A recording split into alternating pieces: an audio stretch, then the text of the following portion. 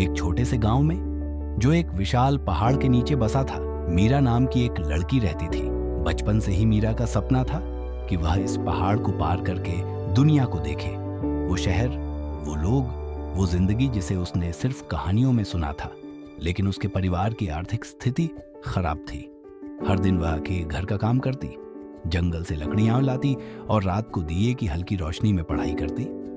एक शाम जब मीरा जंगल से लौट रही थी, उसने देखा कि एक बूढ़ा व्यक्ति नदी किनारे बैठा लकड़ी पर कुछ तराश रहा है। उसने मुस्कुराकर कहा, बेटी, तुम्हारी आंखों में थकान और सपना दोनों है, क्या बात है?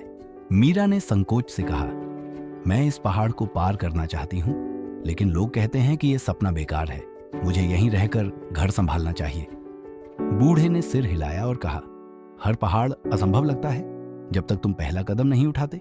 उसने मीरा को एक छोटी सी लकड़ी की बनी हुई ताम्रपत्र स्क्रोल दी और कहा, जब हार मानने का मन करे तब इसे खोलना, और वो अदृश्य हो गया। मीरा ने उस दिन के बाद मेहनत और तेज कर दी। वह सुबह जल्दी उठती, पढ़ाई करती, छोटे छोटे काम करके पैसे बचाने लगी। गांव में कुछ लोग उसका मजाक उड़ाते, कुछ सहानुभूति रखते और कुछ ने तो उसे रोटियां, कंबल और किताबें भी दी। अंततः एक सुबह वह पहाड़ चढ़ने निकल पड़ी। रास्ता कठिन था, कहीं फिसलन, कहीं तेज हवाएं। कई बार वह गिरी, रोई, डर गई। एक बार तो वह एक संकरी चट्टान पर बैठ गई और बोली, अब और नहीं होगा।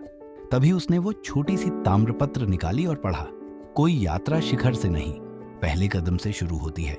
ये वाक्य उसकी ताकत बन गया। उसने फिर एक और कदम उठाया, फिर एक और। रास्ते में उसे कई लोग मिले। एक साधु जो उसे आशीर्वाद देकर गया, एक व्यापारी जिसने उसे समझाया कि सौदे कैसे किए जाते हैं, कुछ पहाड़ी ग्रामीण जिन्होंने उसे खाना और हौसला दिया। आखिरकार कई दिनों की थकान और संघर्ष के बाद मीरा उस पहाड़ की चोटी पर पहुंच गई। वहां से उसने एक नई दुनिया देखी, दूर दूर तक फैले मैदान, नदियां, शहर और वो सब कुछ जिसकी उसने कल्पना की थी।